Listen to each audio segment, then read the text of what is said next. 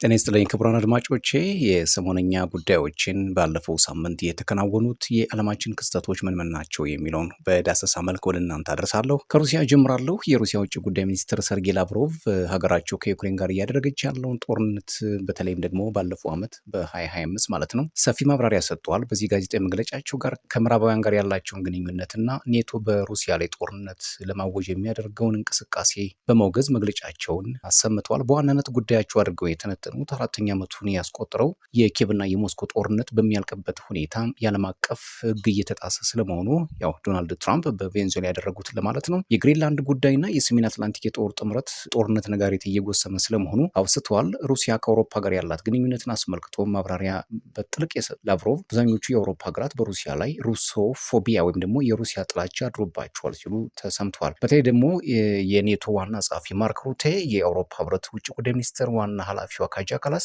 ጀርመንና የፈረንሳይ ወይም ደግሞ የፈቃደኞች ጥምረት የሚባሉት ዋና ዋና መሪዎች በሩሲያ ላይ ከፍተኛ የሆነ ጥላቻ እንዳላቸውን የተናገሩት ላቭሮቭ ከዚህ ቀጥሎ ያነሱት ጉዳይ ኢራንን አስመልክቶ ሲሆን በቴህራን ላይ የሚደረግ ጣልቃ ገብነት ሉዓላዊነትን መጣስ ስለሆነ እንደማይቀበሉት ተናግረዋል። እንደሚታወቀው ሩሲያም ቻይናና ሰሜን ኮሪያ የጋራ ጥምረት እንዳላቸው አንዱን የነካ አንዱን እንደነካ ስለሚቆጠር ላቭሮቭ ይሄንን አውግዘዋል።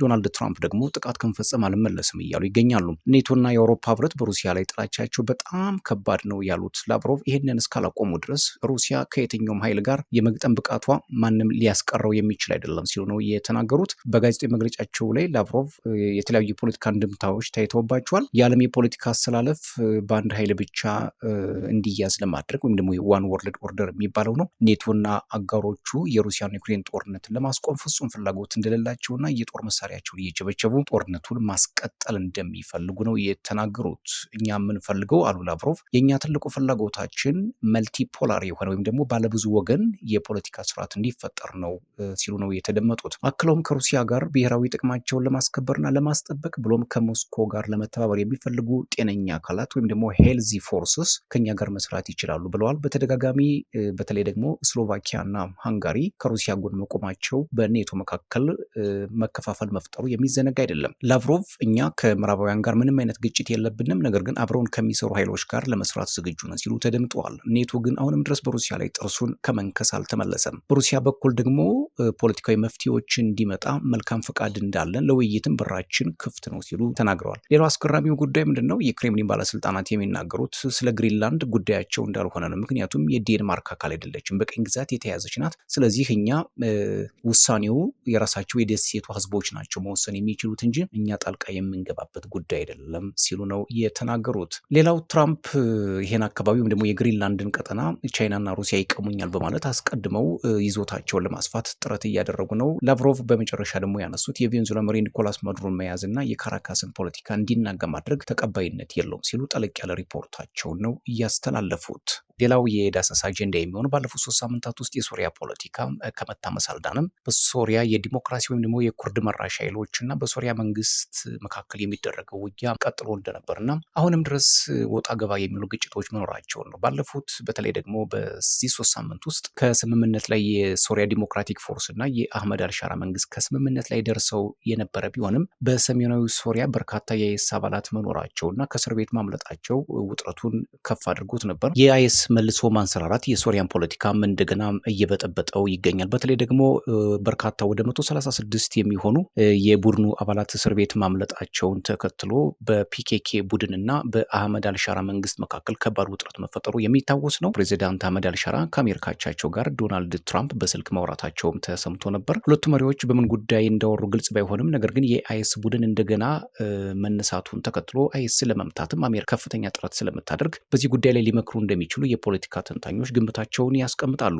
የሶሪያ የመንግስት ወታደሮች የኩርድ ኃይሎች በሚገኙባቸው በተለይ ደግሞ በምስራቃዊው ሶሪያ መንቀሳቀሳቸውና ከዚህ ፎርስ ወይም ደግሞ ከዚህ ቦታ የሚገኙ የኩርድ ኃይሎችን ማስወጣታቸውንም ገልጸዋል። በዚህ ከባድ ውጊያ በተደረገበት በምስራቅ ሶሪያ ከተማም የአይኤስ አባላት ከፍተኛ ጉዳት እንደደረሰባቸው ነው የተነገረው። በተለይ የአይኤስ እስረኞችን ለማስወጣት የተደረገው ፖለቲካዊ ሴራ እጅግ በጣም ውስብስብ እንደነበር ከሶሪያ የሚወጡ መረጃዎች ያመላክታሉ። የሶሪያን ፖለቲካ ለማስተካከል ሲባል እንግዲህ የኩርድ ኃይሎች መሪ ወይም ደግሞ የሶሪያ ዲሞክራሲ ኃይሎች ዋና አዛዥ ማዝሉም አብዱ ከፕሬዚዳንት አህመድ አልሻራ ጋር በደማስቆ ቤተ መንግስት ተገናኝተው መምከራቸውና ሁለቱ አካላት የተኩስ አቁም ስምምነት መድረሳቸው በእርስ በርስ ጦርነት ስትታመስ ለኖረችው ሶሪያ ትልቅ ረፍት ነው ቢባልም አንዳንድ በተለይ ደግሞ የሶሪያ ዲሞክራሲ ኃይሎች በቴሌግራሙ ላይ ባስተላለፈው መልእክት በቱርክ ኢራቅና ኢራን የምትገኙ የኩርድ ፖለቲከኞች እርዳታችሁ ያስፈልገናል ሲል ጥሪ ማቅረቡ ወይም ደግሞ በውጊያው ተቀላቀሉ ሲል መግለጫ መስጠቱ ትንሽ የሶሪያን ፖለቲካ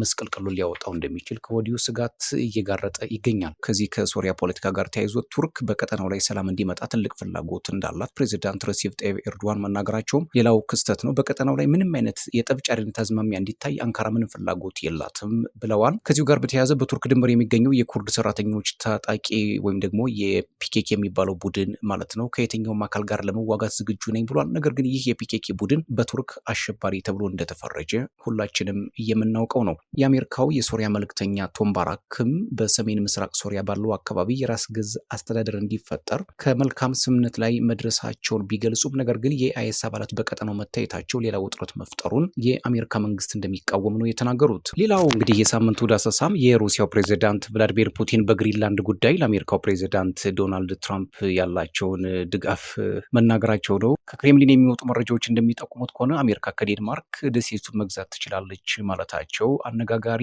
ሆኗል። ምክንያቱም ዴንማርክ ለዩክሬን የጦር መሳሪያ እየሰጠች ፑቲንን ማበሳጨቷ የሚዘነጋ አይደለም። ከግሪንላንድ ጋር በተያያዘ ያለው ጉዳይ የክሬምሊን ጭንቀት እንዳልሆነም ነው ፑቲን የተናገሩት። ግሪንላንድ እንደሚታወቀው በማዕድን ሀብት ከፍተኛ የሆነ ብልጽግና ያለባት ሀገር በአርክቲክ ቀጠና የምትገኝና ስልታዊ ወታደራዊ ቦታ በመሆኗ ዶናልድ ትራምፕ አብዝተው እንደሚፈልጓት ይታወቃል። ቻይና ብትሆን ከግሪንላንድ ጉዳይ ራሷን ገሸሽ ማድረግን እየመረጠች ይመስላል። ምክንያቱም ታይዋንን ለመውሰድ ይመቻት ዘንድ ነው የሚሉት ፖለቲከኞች። የቻይና የውጭ ጉዳይ ሚኒስትር ቃል አቀባይ እንደተናገሩት ቻይና ከየትኛውም ውጫዊ ኃይል ጋር ተጽዕኖ ወይም ደግሞ ፉክክር ውስጥ መግባት አትፈልግም ነው የሚሉት። የቤጂንግ መገናኛ ብዙሃን በግሪንላንድ ጉዳይ በአሜሪካና በሌሎች የሰሜን አትላንቲክ የጦር ቃል ኪዳን ጥምረት ወይም ደግሞ ኔቶ አባል ሀገራት መካከል ያለውን የአቋም መለያየት የኔቶ መከፈል ማሳያ አድርገው በማቅረብ የአውሮፓ ሀገራት ከአሜሪካ ጋር ያላቸውን የደህንነት ጥገኝነት በመቀነስም ወደ ራሳቸው ጥምረት እንዲያዘነብሉ ምክረ ሀሳብ በማቅረብ ላይ እንደሚገኙ ነው የቤጂንግ ባለስልጣናት የሚታዩት። በፈረንጆቹ 1953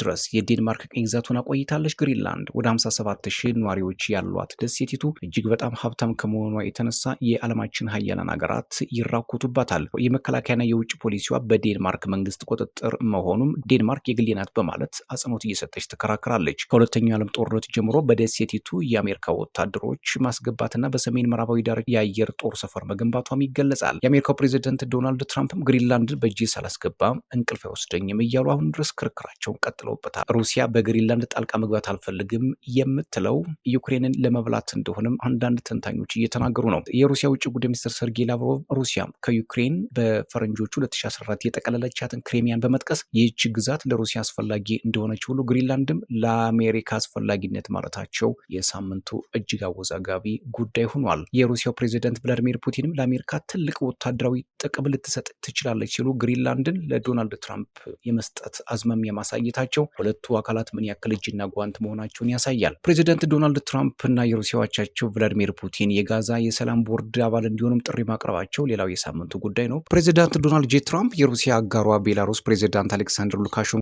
የቦርዱ አባል እንዲሆኑ ጥሪ አስተላልፈውላቸዋል። ሀገራቱ የፕሬዚዳንት ትራምፕን ጥሪ የማቅረባቸውን ጉዳይ ይፋ አድርገዋል። የክሬምሊን ቃል አቀባይ ዲሚትሪ ፔስኮቭ ፑቲን ግብዣውን እያጤኑት መሆኑንም ተናግረዋል። የትራምፕ ጥሪ 4 ዓመታት ለተጠጋ ጊዜ እየተከናወነ የቆየውና ሩሲያ ከምዕራባውያኑ ያፋጠጠውን የዩክሬን ጦርነት የሰላም ጥረቶች እያደረጉ ባሉበት ሰዓት መሆኑም ተመላክቷል። ትራምፕ ለሁለተኛ ጊዜ ተመርጠው ወደ ፕሬዚዳንትነት ስልጣን ከመጡ ጀምሮ ከፑቲን ጋር ቀደም ብሎ ወዳጅነት እንደነበራቸውም የሚታወቅ ነው። የዩክሬን ጦርነት በ24 ሰዓት ውስጥ ቋጭዋል ብለው የነበረ ቢሆንም ጦርነቱ ግን አሁንም ድረስ ለዶናልድ ትራምፕ እጅግ በጣም ከባድ ነው። ትራምፕ ጋዛን መልሶ ለማቋቋም ለሀገራት የሰላም ቦርድ አባልነት ጥሪ በማድረጋቸው ረገድ ፕሬዚዳንት ቭላዲሚር ፑቲንና የቤላሩሱ ፕሬዚዳንት ሉካሼንኮ እንዲካተቱ ጥሪ ማድረጋቸው ምናልባት ሁለቶቹ አንዳች ፖለቲካዊ ጥቅም ያገኛሉ ተብሎም ይጠበቃል። የዓለማችን የፖለቲካ ስበት ወደ ዶናልድ ጄ ትራምፕ ያጋደለ መስሎም እየታየ እንደሆነ አብዛኞቹ የፖለቲካ ተንታኞች እየተናገሩ ይገኛሉ።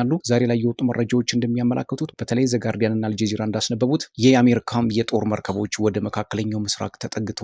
በዚህም ከፍተኛ የሆነ የጦር ልምምድ ለማድረግ ዝግጅታቸውን አጠናቀዋል። ነገር ግን የኢራን ፕሬዚዳንት መሱድ ፔዜሽኪያን ለሳውዲው ሉል ቢን ሳልማን ደውለው አሜሪካ በቀጠናው ላይ የምታደርገው ነገር ጠብጫሪ ነው ሲሉ አቤቱታቸውን አሰምተዋል።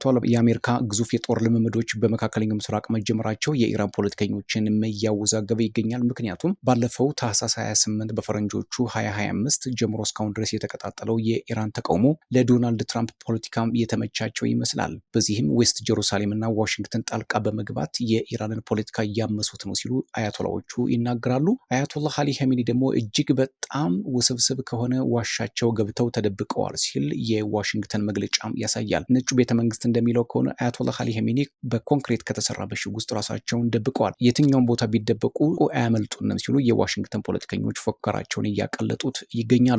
የአሜሪካ ውጭ ጉዳይ ሚኒስትር ማርክ ሩቢዮ ቬንዙዌላ እኛን የምትቃወም ከሆነ ዳግም ወታደራዊ እርምጃ ልንወስድባት እንችላለን ማለታቸውም አሳሳቢ ሆኗል። ከሰሞኑ እንግዲህ እንደሚታወቀው አሜሪካ ማዱሮን አፍና ወስዳም ለፍርድ ማቅረቧ የዓለም ፖለቲከኞችን ሲያነጋግር የቆየ ጉዳይ እንደሆነ የሚዘነጋ አይደለም። ከሰሞኑ የዓለም ፖለቲካ እንግዲህ በጋዛ ጉዳይ የተቋቋመው ቦርድ ኦፍ ፒስ የተባበሩት መንግስታት ድርጅትን ሊቋቋም ሊገዳደር ይችላል የሚል መረጃም እየወጣ ይገኛል። ዶናልድ ትራምፕ ግን ምናልባት ሊገዳደር ይችላል የሚል ንቀት የተሞላበት መልስ ነው የሰጡት። አሁን እሳቸው ኢራንን የመደብደብ ዓላማቸውንም ከመናገር አልሸሸጉም። ግዙፍ የጦር መርከቦቻቸውንም አስጠግተዋል። ዩኤስኤስ አብርሃም ሊንከን የተሰኘችው መርከብም ግዙፍ ተዋጊ ጀቶችን ይዛ ወደ መካከለኛው ምስራቅ ተጠግታለች። ነገር ግን አረብ ኤሚሬትስ በየትኛው አቅጣጫ ቢሆን በእኔ አየር ክልል ውስጥ ኢራንን ማጥቃት አይቻልም ስትል መግለጫ ሰጥታለች። የኢራን ባለስልጣናት ከፍተኛ የሆነ ስብሰባ አድርገው መግለጫ አውጥተዋል። ከዚህ በኋላ ቴህራንን የሚነካ የመጨረሻው ጥቃት ይጠብቀዋል ሲሉ ነው ያስጠነቀቁት።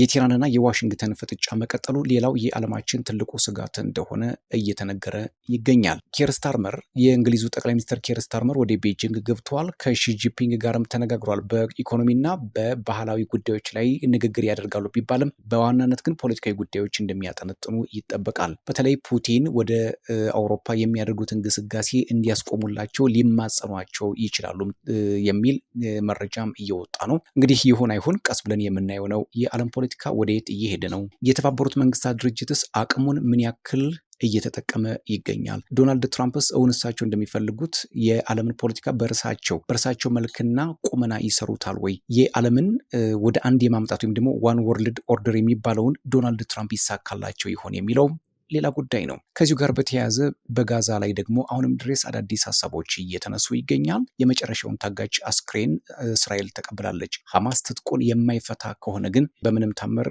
ፍልስጤምን ለቅቄ አልወጣም ስትል ሞግታለች። እንዲሁም በጋዛ ላይ የሚመሰረት የፍልስጤም መንግስት አይኖርም ስትልም ሀሳቧን አስቀምጣለች። ይህ ሌላ በመካከለኛው ምስራቅ ቀጠና ከባድ ችግር ሊፈጥር ይችላል የሚል ስጋትም ጋርጧል። ከዩክሬን እስከ ሞስኮ፣ ከሞስኮ እስከ ጋዛ፣ ከጋዛ እስከ ቴህራን ብሎም እስከ ዋሽንግተን ሲቀጥልም እስከ ግሪንላንድ ድረስ ውጥረት ውስጥ ገብታለች። በተጨማሪም ቬንዙዌላ አሁንም ድረስ አልተረጋጋችም። እናስ የዶናልድ ትራምፕ አካሄድ የዓለምን ፖለቲካ ምን መልክ ሊሰጠው ይችላል የሚለው ቀስ እያለ የሚገለጥ ይሆናል። ሰብስክራይብ፣ ላይክ፣ ሼር፣ ኮሜንት እያደርጋችሁ ቤተሰብ ሁኑ።